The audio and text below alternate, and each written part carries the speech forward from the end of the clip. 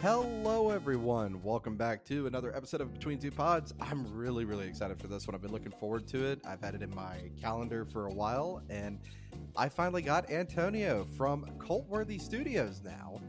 Yeah, studios, right? Yeah, right. I was about to say Cultworthy, but it's studios now because we're up to 4 podcasts in total. Podcasts, yeah. Yeah. So before we get started, could you tell everybody about, I guess, each show if you'd like to, or just about you in general and where they can find you on the internet? Yeah, for sure. Well, first of all, I'll just talk about why it's Cultworthy Studios now.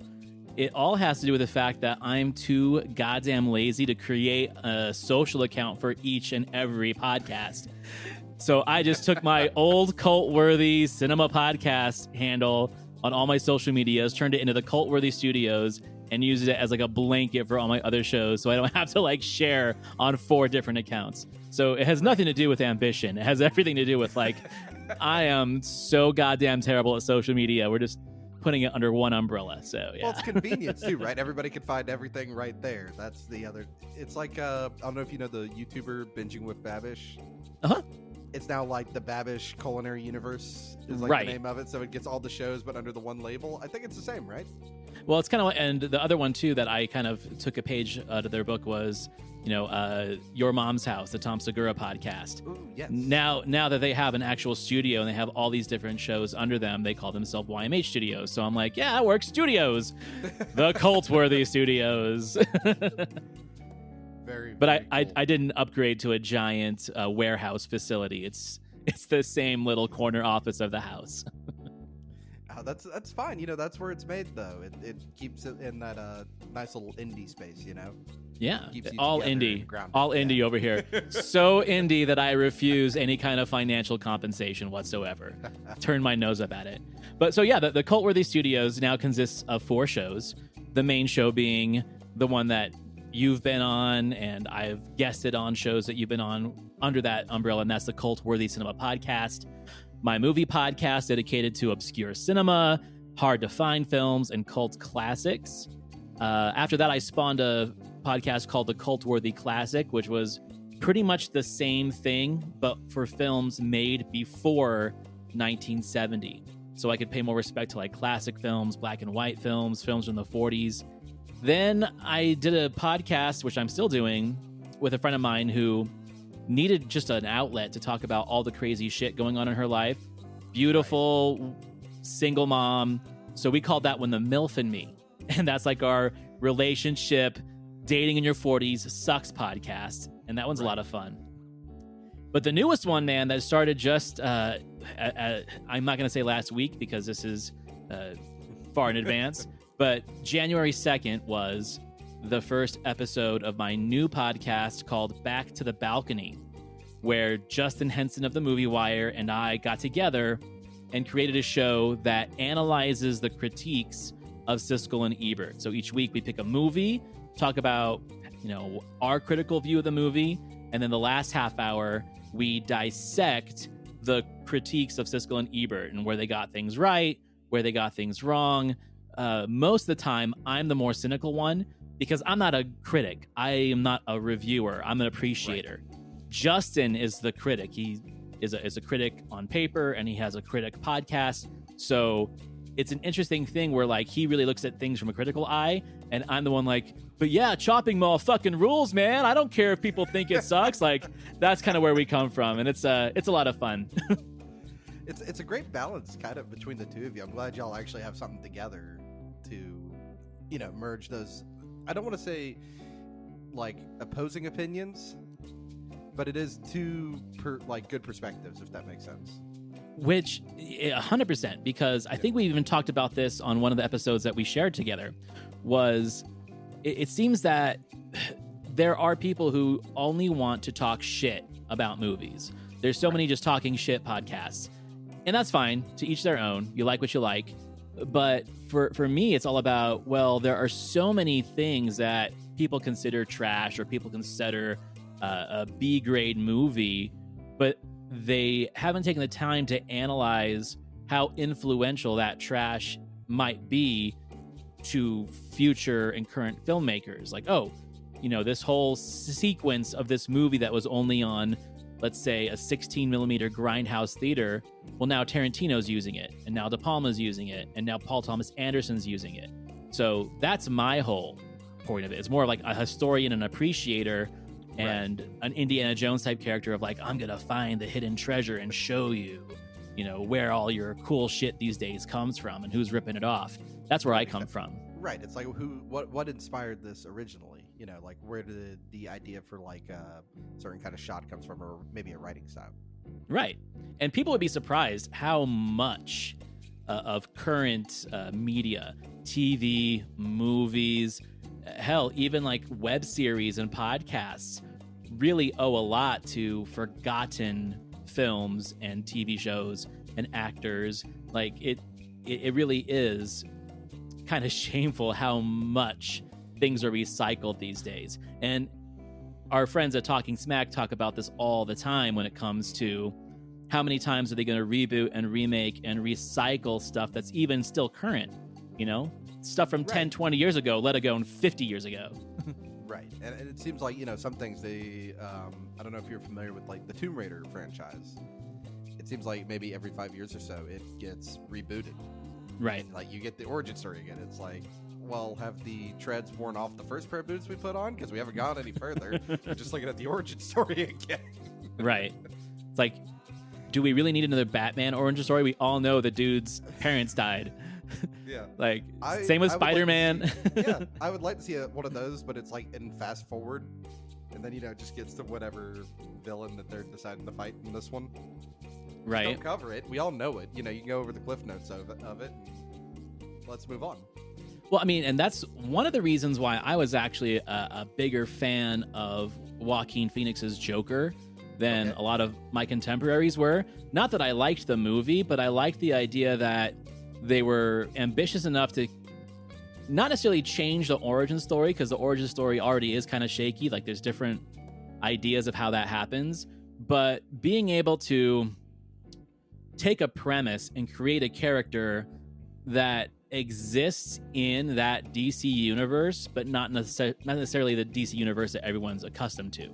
You know, I like that. I would like to see more things do that kind of, let's break away from the traditional storytelling and be a little bit more ambitious. Because if we're going to remake shit, let's put our own spin on it, Absolutely. I'd like to point out, I haven't even gotten to a question yet, and here we are already having a great conversation. It's going to be an excellent episode. Now, I have to tell you, I have some of my own questions, but I reached out to a couple of mutual friends of ours who have things they want to ask you. Interesting. So, to go off that list, it's just three of them, but Dan from over at Casting Views, your new co-host, Justin, he has a couple of questions for you. Oh, great. And our friends at Talking Smack, plus my own. And so, as you being the guest, where would you like to start? Do you want to start with mine? Do you want to pick one of those three and say which one's your favorite? Let's get these kiddos out of the way, because I know they're listening to the episode, so I'm not gonna have them sit there with bated breath. Let's just go ahead and get their questions out so they can go on and do whatever else they're doing. All right. Well, so in my notes, I'm just going to do them in the alphabetical order, because that's how I put it. So we'll start with Dan from Casting Views. Yeah. So are there any cult-worthy movies or films, as Dan writes, that you would like to see remade? So that would be like remaking them with modern tech and styles to give it, like an extra oomph to it, like, where modern cameras can today. Okay, I like this question. That's a really good question. That's a Dan question.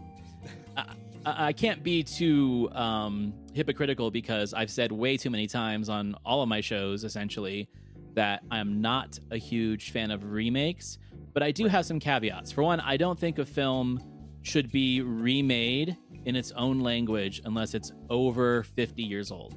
So if it's an American film, unless it's over 50 years old, don't touch it. Leave it alone. That's number one. I'm cool with foreign remakes, right?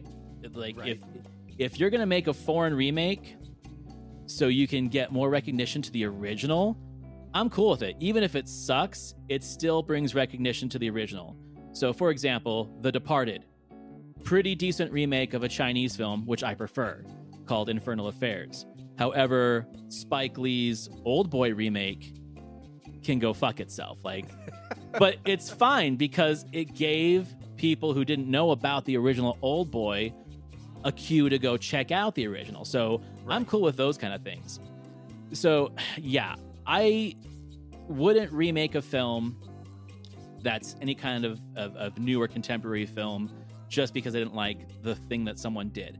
I always thought, though, it would be cool if someone could go back and do a remake of North by Northwest, the Alfred Hitchcock. Okay. But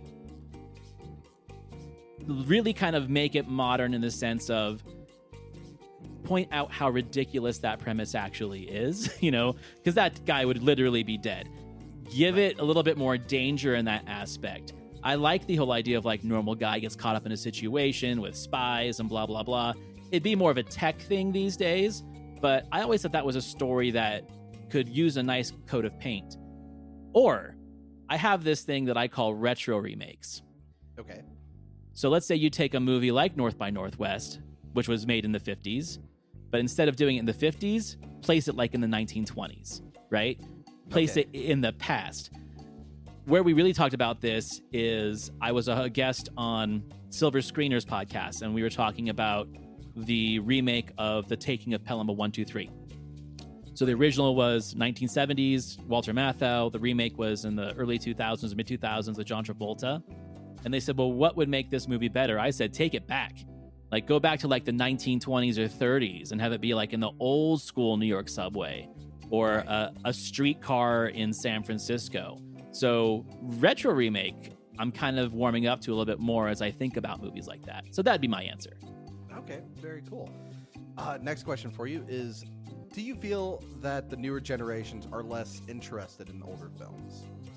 Now, I kind of want to hop in on here a little bit because a lot of my favorites are like movies from like the 80s or it's I guess a Cultworthy classic for you. You ever watched Johnny Got His Gun?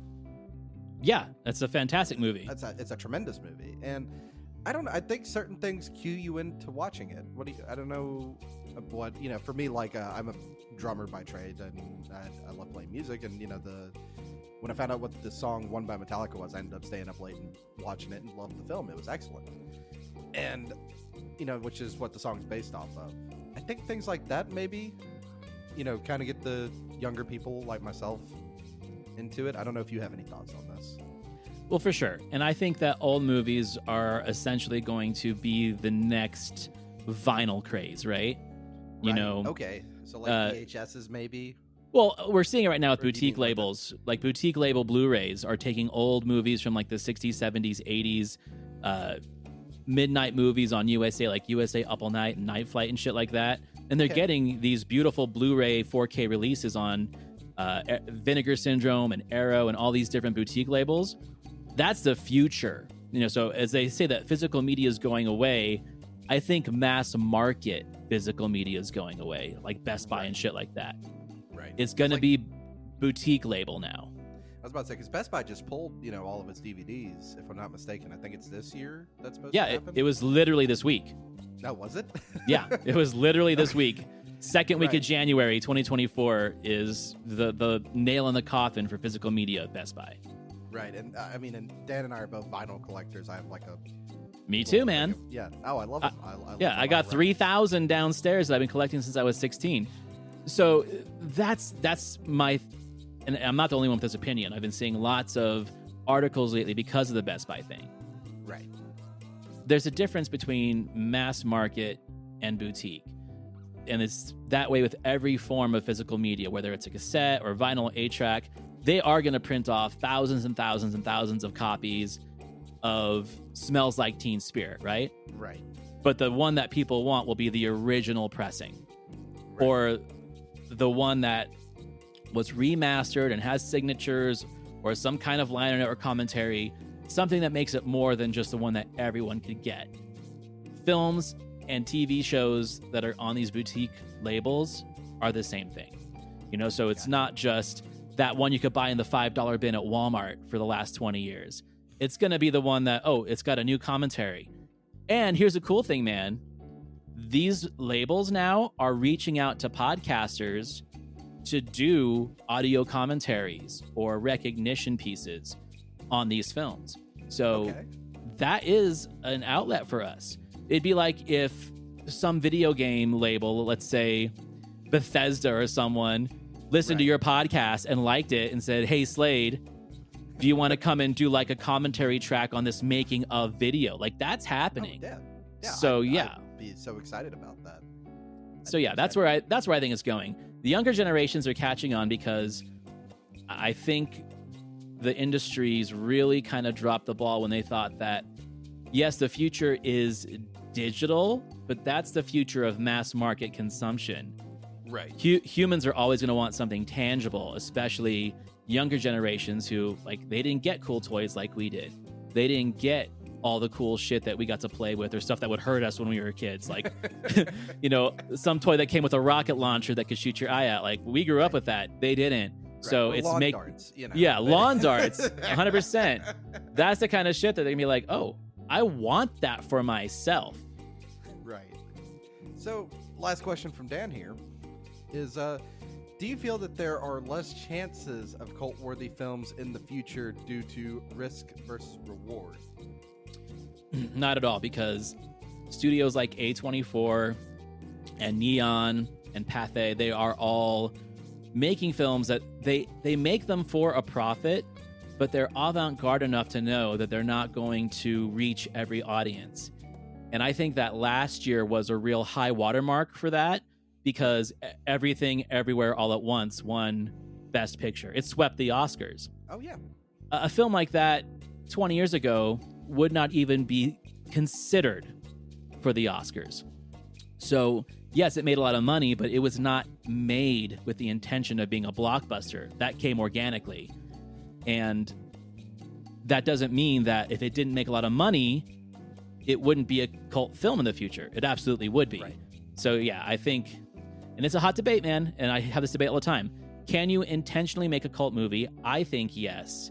But the ones that are really recognizable are the ones that happen organically. Gotcha. Do you think streaming, this isn't even on my questions, it's just on my thought of while you're talking about that. Do you think streaming lends itself to helping that cult-worthy status? Yes, like the fact 100%. that a lot of things, they're now available digitally, and, if you're sitting there at your house and I'm over here, you could use things like Discord or maybe here in Zencaster, I don't know, and you could stream the movie together. We could sit down here and watch it. Yeah. That's how... Tubi, man. Yeah, Tubi is my hero, because Tubi doesn't give a shit about who's watching what. It will literally put anything on there. The let's say the pretentious film watchers will be like, "Oh, Tubi, that trash. I have Mubi and the Criterion Channel." It's like, yeah, okay, I love those movies too, but Tubi's fucking free, and they're playing movies that I haven't been able to watch in decades because they literally buried these VHS tapes in bargain bins or in fucking landfills. And now we get to watch them again. Like, I don't think they understand the value in that these movies were gone and we're seeing them again and people are discovering again. That's why there are so many obscure movie and cult film podcasts now, because anyone can talk about Die Hard, anyone can talk about Home Alone, and they did in December.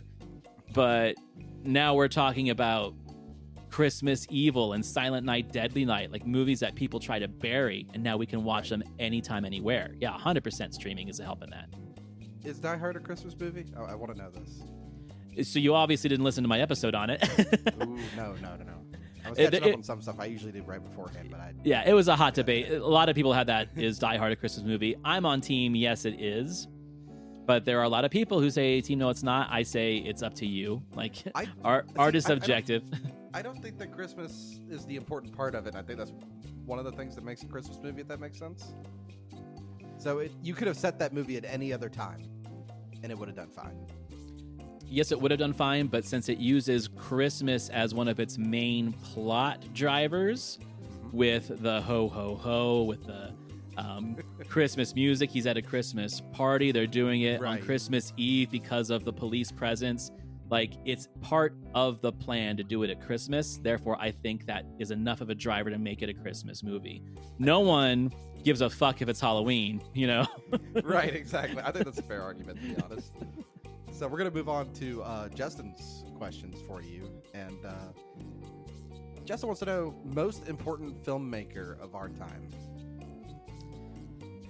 Okay, I'm gonna say living then if he's saying our time, because I think you still have to be making movies to be considered in that. I'm definitely gonna say Scorsese. Okay. For the main and simple reason is because he has created too many subgenres. He's still making movies. He's still winning Oscars. He is still attracting audiences of all ages. You know, you can get your 90-year-old grandpa excited to see a Scorsese film, and you can get your teenage cousin excited to see a Scorsese film. So when it comes to like career longevity, I'm definitely going to say Scorsese. I bet Justin probably would say Spielberg. Where I disagree with that is that Spielberg definitely has a motive, and that motive is finance. He's not out there to make movies that are going to change the world and create subgenres. He's a businessman. He's looking for box office. And the easiest way to get box office is to tug on people's heartstrings, and that's his magic wand, right? That's where he is like the ultimate puppet master of the industry.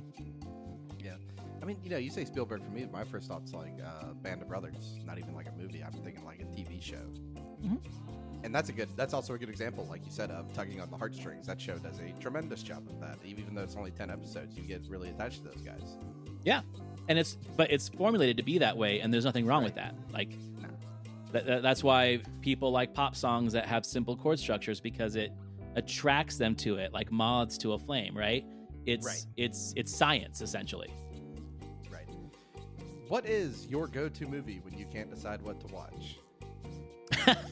This is from Justin? Yes. He should fucking know this. My go-to movie is Hot Tub Time Machine. Really? Yeah, I've said this on several shows where it is literally if I'm drunk, if I'm sober, if it's on streaming and I see that little stupid icon, I'm watching it. It just makes me feel good. Is it a good movie? Fuck no. But it makes me happy, and that's why it's I'm watching Hot Tub Time Machine. That's very good. Your guilty pleasure movie, is it also Hot Tub Time Machine? Is it the same answer? No, my guilty pleasure movie, and he probably is pretty close on this too, and I've said it on several shows. My guilty pleasure movie is Super Mario Brothers, the movie from 1990. Really? The 1990? 100%.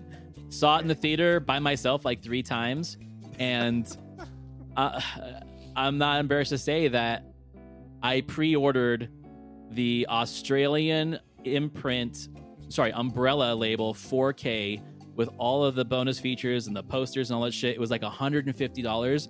I pre-ordered it like 8 months ago, and it's supposed to be arriving this month, and I'm so fucking excited for it. That's really awesome.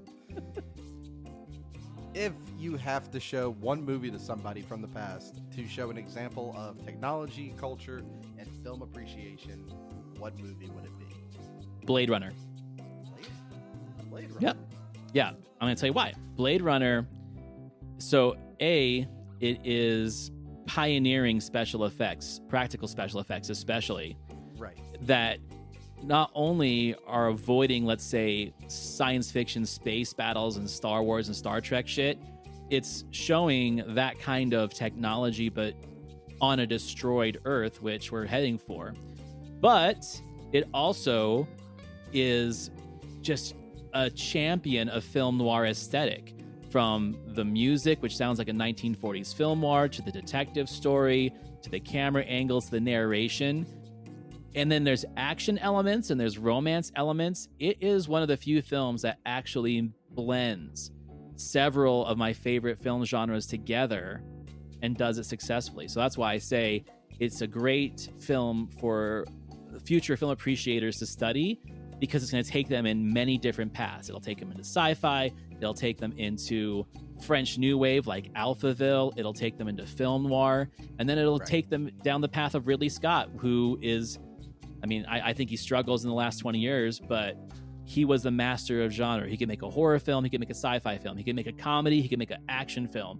He can make Thelma and Louise. Like, he is one of the last of the old guards of directors that could literally make anything and make it a good film.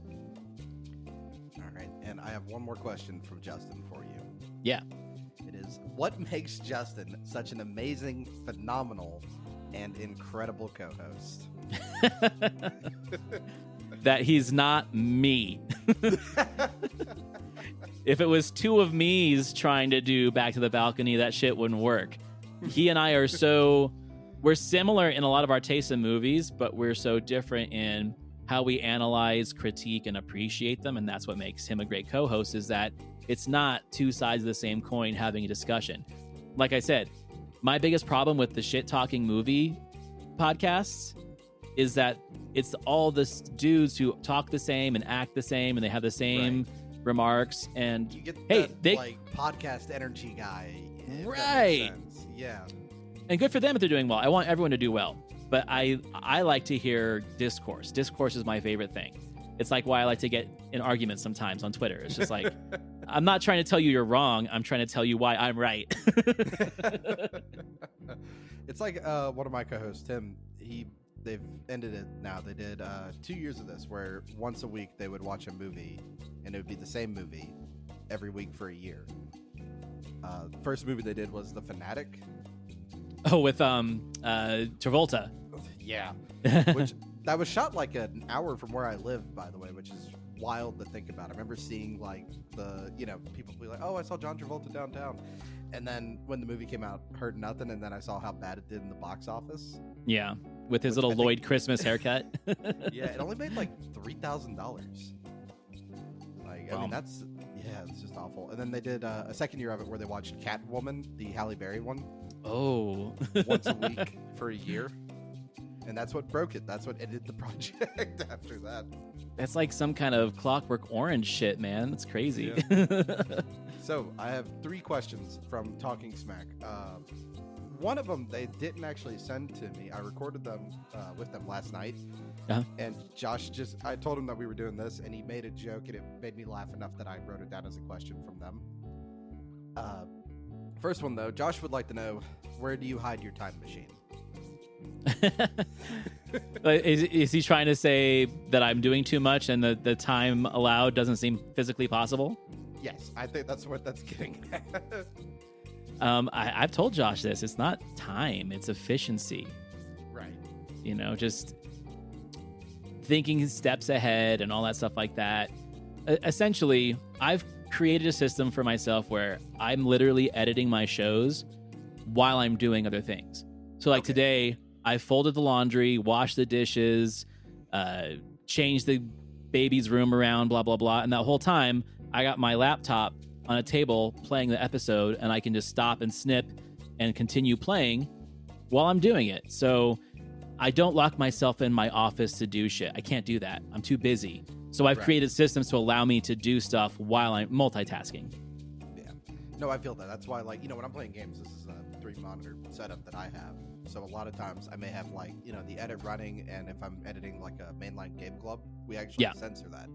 So in that case, like, I'm listening, pause it, let me go throw in a bleep. And take that fuck word out, yeah. But in this case, we can say whatever we want to. Nice. I hate censorship with a passion. I just don't think it should be a thing.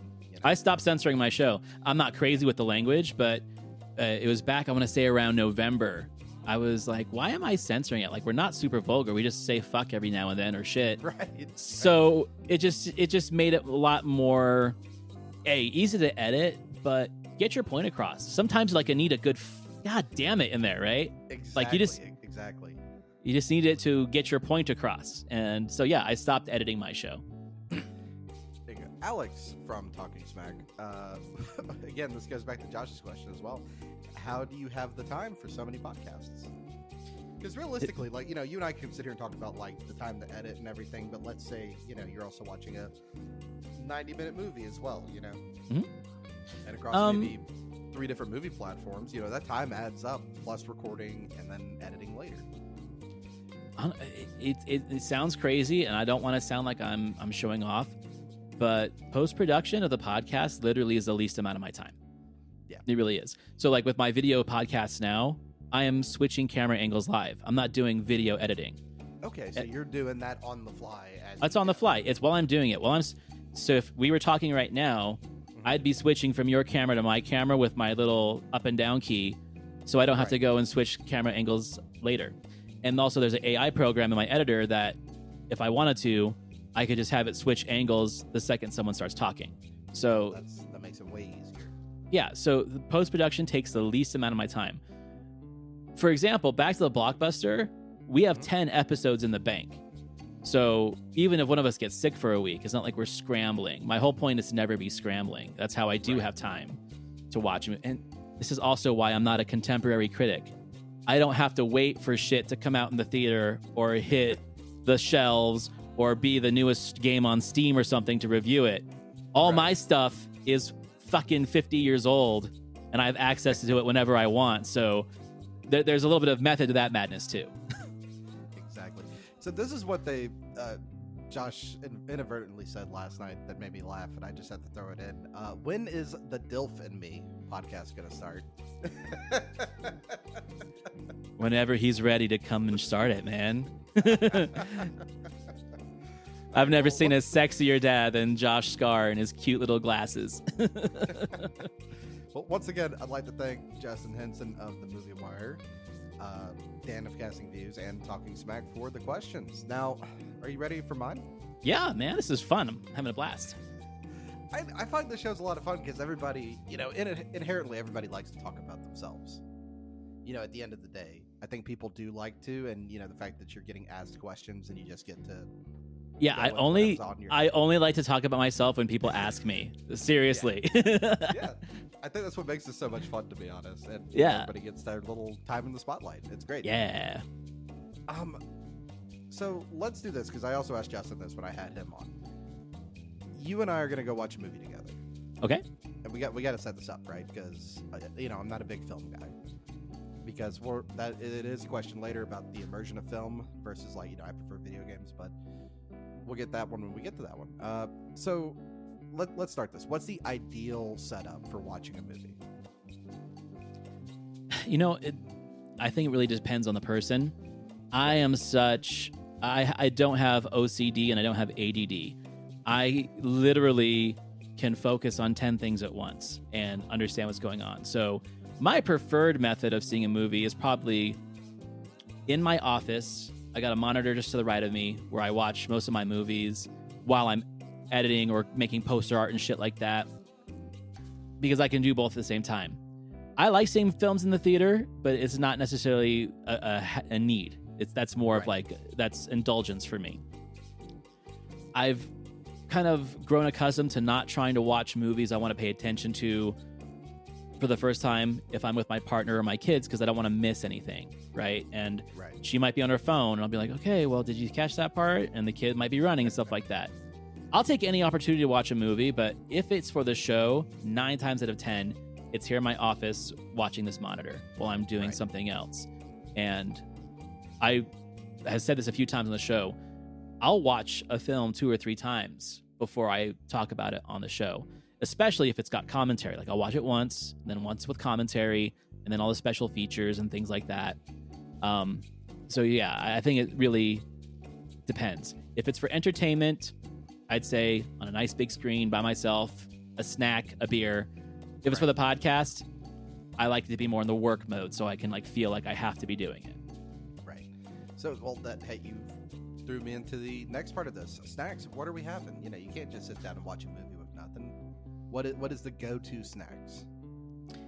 I like pretzels, like crunchy pretzels. I like nachos, I think is my favorite. I'll make a big plate of nachos. I'm not a huge popcorn guy. It's fine. I like it, but it's not a necessary thing. But 100%, I've got to have either beers or a nice glass of wine. That's more important. I don't even need snacks at that point where I can just do that. Right. A little something to sip on with you while you're watching. I kind of feel you. It's the first time pretzels. I always feel like pretzels don't get enough love. They don't get enough love. They don't. Yeah. 100%. I like the Rolls Golds are my favorites. Okay. I like the little pretzel sticks, the really thin ones. Yeah. The stick ones. Those are my favorite. And if you put a bag of those next to me, that bag will be gone in a matter of minutes because I can't be trusted with those things. And they're kind of guilt-free, right? They're not covered in butter. They don't have all that powdery shit on them. It's a clean eat. You don't have to wipe your fingers after each bite. Yeah, 100%. Right. Exactly. And the last part of this, so we've got it nailed down. We're gonna have some pretzels. We're gonna have some cold drinks with us. what are we watching? So, are we watching a film together to podcast it, or am I showing you a film for the first time that you haven't seen? If either way, the answer would, I still probably wouldn't have seen the movie if we're honest. But Okay. yeah, but this is just you and I going to watch a movie together. All right. So, I like to watch action films or very grotesque and somewhat violent comedies when I'm with a friend. Okay. Because I need someone to laugh with. I need someone to be like, oh shit, too. John Wick's especially. I think John Wick's like the perfect buddy movies because you can both be like, did you see that fucking guy get his head chopped off? Like that kind of shit. I love that kind of stuff. So action movies or movies like Jackass and stuff like that, I think are the best movies to watch with a friend. Otherwise, I'm cool with the solo shit. Gotcha. So let's talk about like immersion, right? So for me, I always have a hard time, like, you know, when I'm watching actual people on screen do things, like getting immersed and really feeling that story. Okay. Because I don't know what it is. I don't know if it's just that I'm looking at people's faces and it lacks, or sometimes I'm too busy thinking about the production back end of it, right? Like the movie 1917. Mm-hmm. You know, and that there's what, 3 cuts in the whole movie. Yeah, and I'm too busy looking around, you know, trying to spot like, all right, where'd they cut, you know, and thinking about that. So for you, how do you keep yourself, you know, not thinking about that when you're watching a film? Dude, it's like training a muscle. It really is, because what you explained, especially with that film, and Children of Men was the other one too, when it came out. There was a part of me that wanted to dissect everything upon the first viewing. And what you're doing is you're robbing yourself of the filmmaker's intent to entertain you and to impress you. When you go into something with too much of an analytical mind the first time, you're literally just setting yourself up for a bad time. Because it's like going to a magic show and spending the whole time trying to figure out how the magician did it, right? It's not fun. So you train your brain, at least I did, to walk into a film kind of just blind, let the film do what it was meant to do. And then if that film resonated with you, go back and watch it again and then try and figure out the tricks. That's what I do. And that's one of the main things that Justin and I talk about with Siskel and Ebert is some of their harshest reviews about films that have stood the test of time have to remember that they only watched those movies once and then wrote a 500 to 1,000 word piece on it and then moved on to the next. So you're literally taking a film at face value instead of allowing yourself to be absorbed in the film with a second or even a third watch if needs be. Right. For example, I didn't like Hot Tub Time Machine the first time I watched it because I was not doing what the film was meant to do to me, right? Like I was watching it as like, this script is fucking stupid. And then you watch it like, oh wait, this script is supposed to be fucking stupid. And then you let that wave of happiness over you. That's where I kind of come from with that. All right. Now, this is something interesting. You kind of had a bit about this, but I would want to talk to you about hauntings. Ooh. Right? So, is it just you that's experienced this? I don't know if, you know, a lot of our listeners also listen to Casting Views, and they've probably heard some of the things supernatural things you've experienced. Is it just you? Is it other people in your family, or is there like a, how do I want to word this? Like a young age where you notice things like this happening? Like as if, did I not need my parents to tell me about hauntings they experienced for me to believe about hauntings, essentially, is what you're saying? Kinda, yeah. Did you experience them on your own first? Is it just something in the family that runs, or? Well, it was. Just you?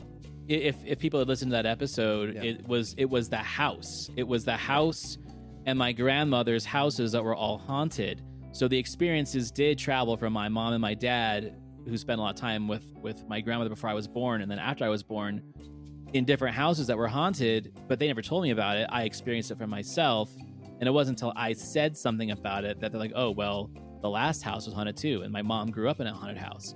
And what it turned out after my grandmother passed away is she was actually summoning shit. Like when they dug through her closet, they found like crystal skulls and Ouija boards and all that kind of shit like that. So I've talked to people who said they've experienced hauntings and haunted houses, and I totally believe most of them because, you know, they weren't people that were looking for attention. Like I told my story, like, oh my God, well, this happened to me when I was a kid. Right. I think too, it's like, I mean, we are talking about this on a podcast, but I often doubt people that go and like bare their soul and testimony on TV. It's like, you're just looking for attention, right? Right.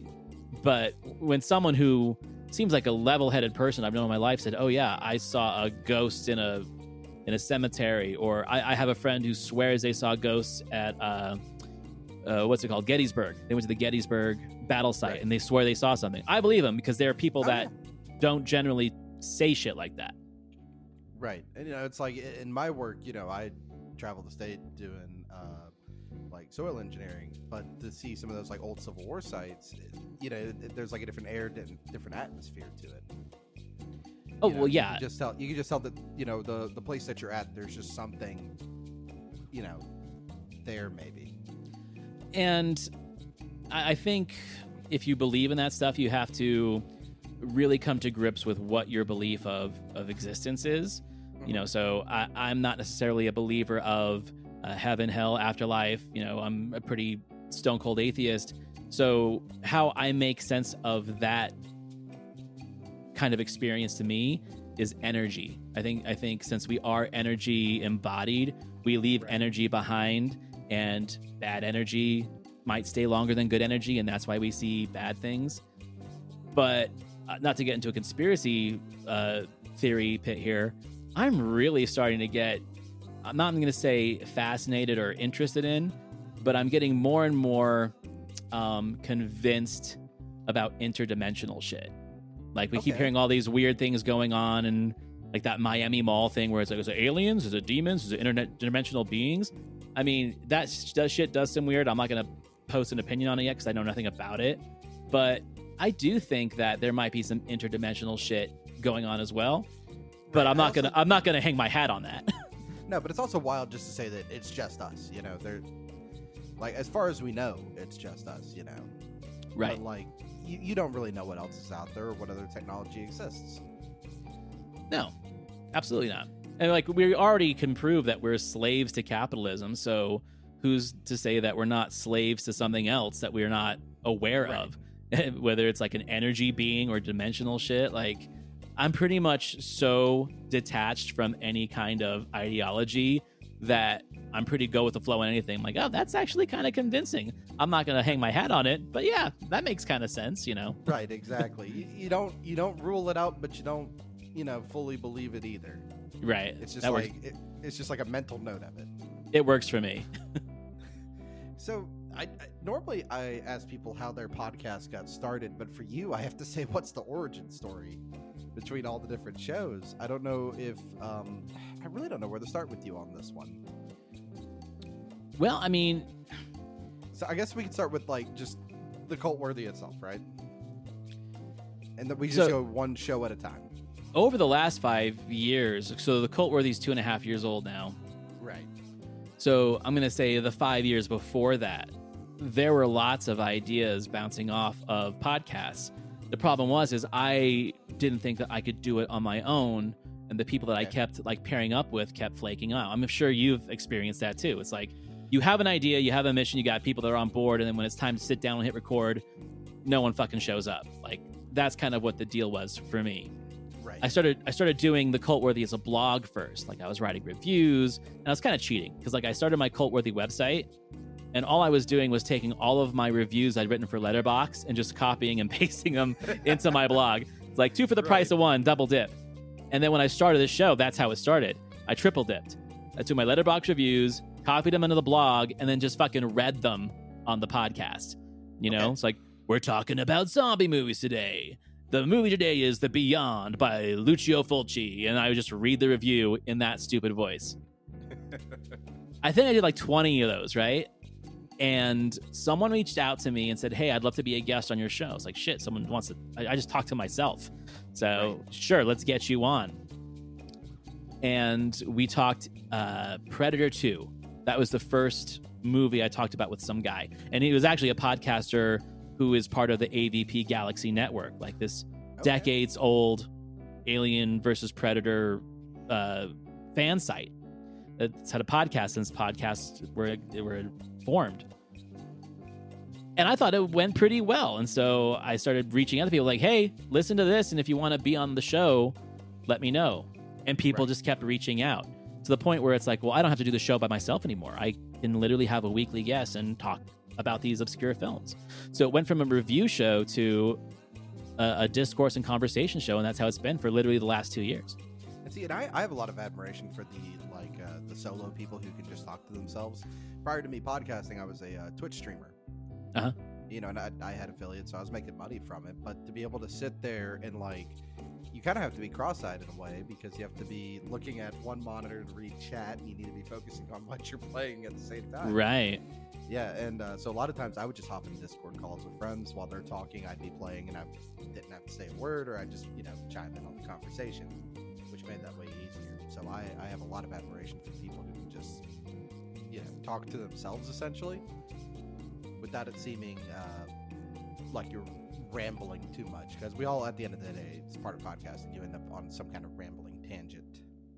It's true. And for conversation and public speaking, I did that anyway. So I'm in the culinary industry. I'm more on the retail side of it now, but for 15 years, I was an executive and corporate chef for a restaurant group out here in Utah. I went to culinary school, and I literally would every day teach the wait staff of all the restaurants, teach the cooking crew. I'd have a spiel. I would do cooking videos for them to learn how to do the new specials and stuff like that. So I already felt comfortable in the camera and speaking. And then they had me do the radio spots and stuff. Right. So when it came time to sit down in front of a microphone, that was the easiest part for me, because I was already kind of used to it. It was coming up with content every week. That was a challenge. Right. And doing that solo, I mean, that's even harder when you think about it, because you don't have somebody really to bounce ideas back and forth off of. Thankfully with the game club, there's 3 of us, so we can have a good conversation about, hey, what should we do, this, that, or the other. Right. And this is where I think we can go back to Scar's question. Is okay, well, how do you find the time? And again, I don't want to sound pretentious like I'm showing off, but the efficiency part of it, I've been working with cheat codes on this shit since day one. Like I said, triple dipping the reviews that were already in existence on Letterboxd and not retyping stuff. That was cheat code number 1. And then being proactive on how to make my post-production easier. That was cheat code number 2. I know I don't have as big of audience or as many listeners or downloads as some of the wider guys out there, but I hear them all the time complain about, I don't know how I'm going to find the time, and they leave everything for the last minute. And it's okay, well, I may not have the numbers that you do, but I don't have the stress that you've created for yourself. That's if I could teach a class, that's what it would be. It's how not to stress yourself out doing this shit. But I don't have the numbers or sponsors to show that it actually works in an economical sense. I'm just trying to teach you how not to stress your shit out. So we have the Cultworthy's origin and everything. How did the MILF and Me start? That was me just reaching out to a friend who needed help and said, hey, if you need to talk about this shit, you're funny. Let's get you on the podcast. That's literally what it was. Let's create something for you. It was not another venue for me. I talk enough, right? It was literally me saying you get fucked over by these dudes every week, and then you come to my house and you just say the funniest shit about how dating in your 40s sucks. What if you had an audience for that, right? Oh, it's a brilliant idea. It's a brilliant show. Yeah. That's how it started. And then the only reason why we started doing video is because this dude that had a crush on her said, you look good on video. Let me show you how to do a YouTube setup. And he kind of showed us, and we just started doing it. And now all of my shit's on video because I've already got the shit. Why wouldn't I not do it? Right, exactly. So why not just go ahead and have it on YouTube anyway? Right. Because that's one thing I was fighting is I'm not going to be on YouTube. That's too much work. Okay, well, I figured out how to make it not be a lot of work. And if anything, it's easier now, because now all I have to do is make the video, and I'm just literally exporting the audio from the video, and that's my podcast. I'm not fucking around in Audacity anymore. I'm not tweaking shit and blah, blah, blah. I've literally made it that much easier by doing video, and I didn't think that was going to be the case. And my last origin story. How did obviously you and Justin are friends, but where did the idea for the critique of the critics? Was that just you two trying to figure out how to make a show together, or is this just something that just came naturally for a good idea? It's a little bit of both. Like I gave up the Cultworthy Classic because it was hard to find guests because they all wanted to talk about modern shit. Not enough guests wanted to talk about the old movies. Right. So I was like, it's not doing a lot for me, so I'm going to leave it up, but I'm just going to kind of stop doing that. But I needed to focus my energy on something else. He'd been on enough of my shows. Like, he is like probably my most frequent guest on the Cultworthy anyway. And we always talked about critiques and reviews, and we had friendly discourse about, like, the one that really did it was we had a conversation about a film called Massacre at Central High in one of our high school episodes. I never said it was a good movie, but I said it was highly influential because you saw so much of the things they do in that movie in future horror movies, and suspense movies and high school movies. Like Class of 1984 borrows a lot from it. So it was that discourse of like how much he didn't like the movie and how much I did and why it was important. It almost sounded like we were having a Siskel and Ebert debate on that episode. And so I was like, well, we should just do a podcast about Siskel and Ebert. And that's what we did. And that was the inspiration for that show, essentially. That's awesome. Antonio, I hate to tell you, we have 3 questions left. Cool. And one of these that I would love to know, it is one of my favorite he is my favorite indie filmmaker. None of his movies are good, but they make for a good watch to get drunk with friends. It is the one and only Neil Breen. Oh, God. Have you ever had a Neil Breen movie night, would be my question. I haven't had a movie night. I did watch several of his. Not Fatal Findings. What's it called? Well, Fatal Findings is one of them. Fatal Findings is the newest one, if I'm not mistaken. So Fatal Findings is the one that I did watch in completion. And the other 2, I don't remember their names, but I've watched bits and pieces. But I'm fully aware of who the dude is. So there's 6 movies now that he's made. There's and I've seen all of them except for his newest film, which is Cade the Torture Crossing. But Fateful Findings I've seen, Twisted Pair, Double Down, Pass Through, I Am Here, ... now. And they make for a brilliant night to just have a good excuse to get drunk with friends. I'd do it. I would do it in a second. I would need a reason to go. Like, I wouldn't host that party myself, but if we lived in the same city and you said I'm having a Neil Breen night, you guarantee I'd be fucking there in a second. I saw Fateful Findings in a double feature with The Room at our local brew pub. Like, one of my programmer friends who programs movies for that, he's like, "Oh, I'm gonna fuck up some audience members tonight," and he did a double feature. And I want to say that of that month, that was like their biggest bar take of the month for one of those program nights, because people just knew they had to get loaded to watch these 2 movies back to back. So the thing that makes a Neil Breen movie so fun to drink to, last time I had one of these, I got a big poster board, wrote all the rules on it. And the movie runtime's about 80 minutes. I think it took us 3 hours to get through it. Not because, we're not enjoying it or anything, but it's just the amount of times that you have to sit there and just chug drinks, or people have to like, hey, I need to go to the bathroom, pause it. Right. Yeah. I mean, you're courteous. I wouldn't have paused for shit. Oh, no. I'm not making them miss a minute of the suffering. That's what it is. There's no courtesy in that. You're like, oh, shit. All 7 of you have to go to the bathroom at the same time. Either you hate this movie or there's like a fucking gangbang going on in the bathroom at this moment. No, we're getting through it. Yeah, it took us 3 hours to get through the 80-minute film. My favorite, if you haven't seen his newest movie. Oh, I haven't. No. Or Twisted Pair, which is his other one's making like film festivals right now. It's winning awards for some ungodly reason. But Twisted Pair, he figured out like how to use a green screen. And You mean it's so he thinks awful. he figured out how to use a green screen? This is what you're trying to say.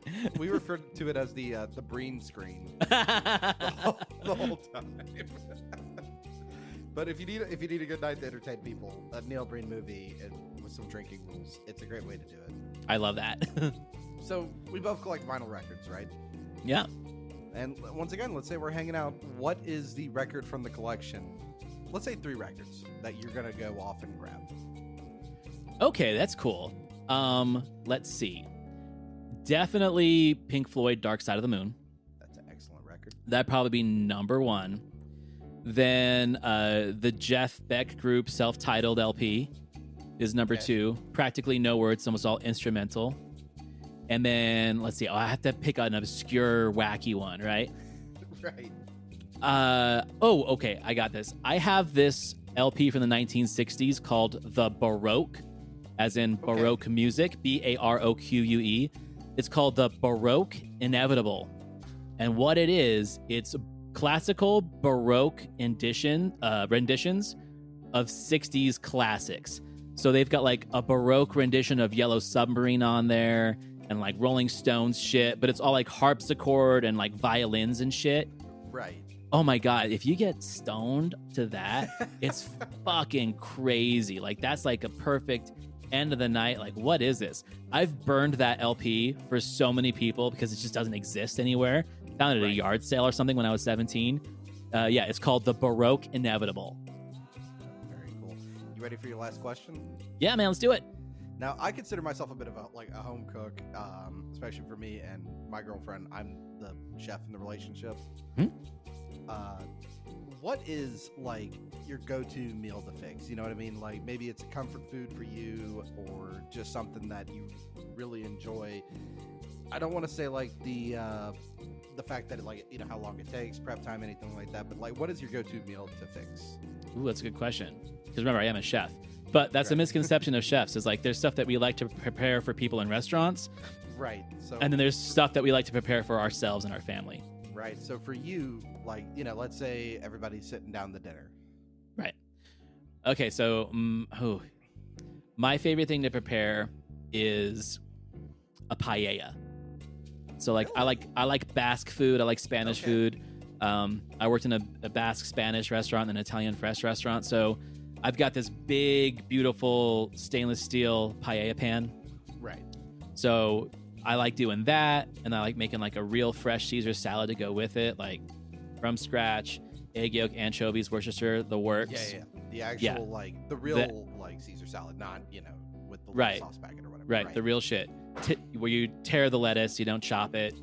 So I like to make those, and then I will do essentially it's my version of a bruschetta. So instead of putting like a tomato tapenade or topping on it, I do olives. So I'll take these long strips of crostini, brush them with garlic butter, and then an olive tapenade on top with like a little bit of manchego cheese, and then broil those. And that's kind of like my perfect little trio. Okay. I mean, actually, that really sounds excellent, to be honest with you. Yeah. That was one of the, because it's cold now, and I say it's cold for me. You live further north than I do. Like gumbos, like this time of year, that's my favorite thing to do. I let one roll the other day for like 7 hours, and I couldn't even find, because I like to do chicken and sausage. Yeah. I couldn't even find the chicken because it had fallen apart. I like making gumbo and Creole too, like shrimp Creole and etouffee. I love making that shit as well. Yeah. I have my partner's dad makes amazing gumbo, and he uses chicken thighs because he boils chicken thighs so long that when he adds in the crab, you can't tell the chicken from the crab. Yep. And that's pretty fucking cool. You have to use chicken thighs in a gumbo, though. That's you got to. You have to. You can't use the white meat. You got to use the chicken thighs. Because it just liquefies. It's great. It's excellent. Well, Antonio, I hate to tell you, we are out of questions. Now, here's the fun part of Between Two Pods. Do you have anything you'd like to ask me before we get out of here? Yeah, for sure, man. The anime, like the episodes that we've been on together were all anime based. Yes. And my question for you is, do you prefer watching anime over traditional cinema? Like, if you had your choice, would you pick an anime film over, let's say, the latest Spielberg film or the latest Ari Aster film? Like, what is your go-to when it comes to that? I'd probably pick the latest anime film, but I'm also like, so let's say, to go back to the question I had, you and I are going to sit down. So comedies are like one of my favorite things. I'd say like, hey, do you want to sit down and watch maybe Airplane or like Animal House? I'd always say yeah. Or Animal House, or it's a little raunchy for the time now, but Blazing Saddles. Yeah, that is a hysterical movie. Yeah, I love Blazing Saddles. I saw Blazing Saddles way too young, and probably quoted it in moments that I shouldn't have in second grade. Yeah. Yeah. Especially that intro scene, right? Well, I do have a very good. I have a very good recollection of being young and not understanding what I was saying, and going to a birthday party and screaming, "Where are all the white women at?" And my mom pulling my hand away saying, "You can't talk like that." But yeah, I'd probably go see like an anime film over anything. Like one of the last movies I went to see was the finale for a series. Sometimes they do movies, right? So you'll get a season or two, and then they'll wrap it up with the movie. Uh-huh. And I went to the theater to see the end of it's a rom-com called the Quintessential Quintuplets. Oh yeah, you talked about that on one of our anime episodes. Yeah, and it was me and a couple in the theater, and that was the entire theater. And this is not like a little mom and pop. This is like the AMC in town. Right. And I sat like 2 rows behind them to make them feel awkward, just because of the person that I am. Fuck them. Yeah, exactly. I'm like, y'all are not gonna have your moment thinking you got a private theater. I'm sitting this close to you. Which they were cool. It was funny at the end because the boyfriend in the relation, or I'm assuming the title boyfriend, then turned around, looked at me, and goes, "Is that what you expected to happen?" And I was like, "Well, no, not really." Yeah. Well, I mean, I asked you that because, like, I gotta say, your conversation and the film that you picked for that episode I had you on, Cultworthy anime, Sing a Bit of Harmony. I mean, I'm not an anime guy. I'd only ever seen like old stuff and then the Studio Ghibli films. So to have Josh Scar bring Your Name and then you Sing a Bit of Harmony, I mean, I subscribed to Crunchyroll just to watch those, and I haven't canceled it. Like, I haven't watched a bunch of stuff, but I have the intent to. So me never having been interested in anime because of that conversation, now I am. And I think that's really important to have people open your eyes to things that you just kind of brushed off as, it's a subgenre I'm not really into. And it fascinates me now. It's not a movie, but it's a series. And I just, at time of recording, it'll be already out, but did an episode where we wrapped up our discussion for Attack on Titan with, again, talking smack. Like, it's over. And if you want to know perfect, in my opinion, and I think a lot of other people's, perfect writing, that everything is important and like everything's a plot point, no time is wasted. Right. You just need to sit down and watch Attack on Titan. All right, it's on my list. Thank you.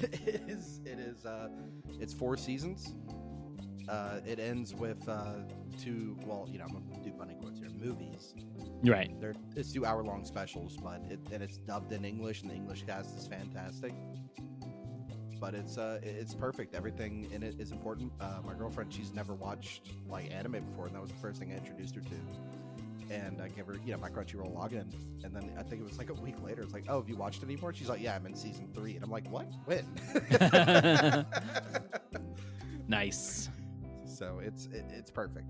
I think even Justin said that he's watched a bit of it.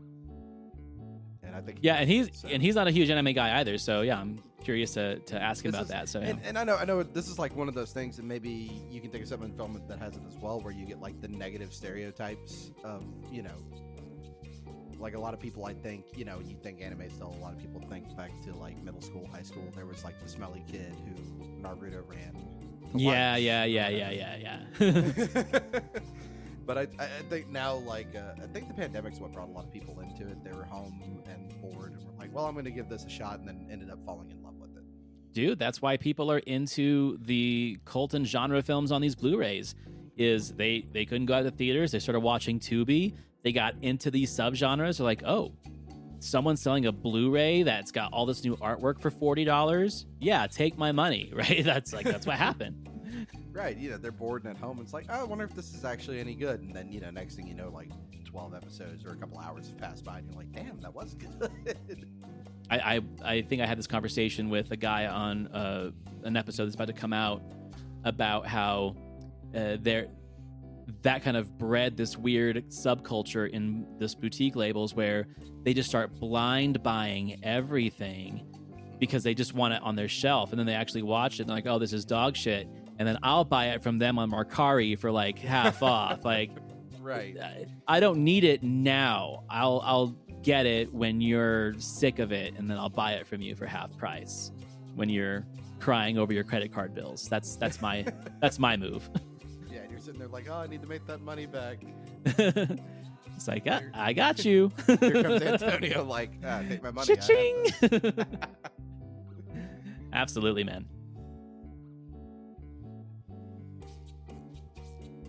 Done. Was that okay? I didn't know if you had any other questions. No, that's it. Well, wait, let it. What?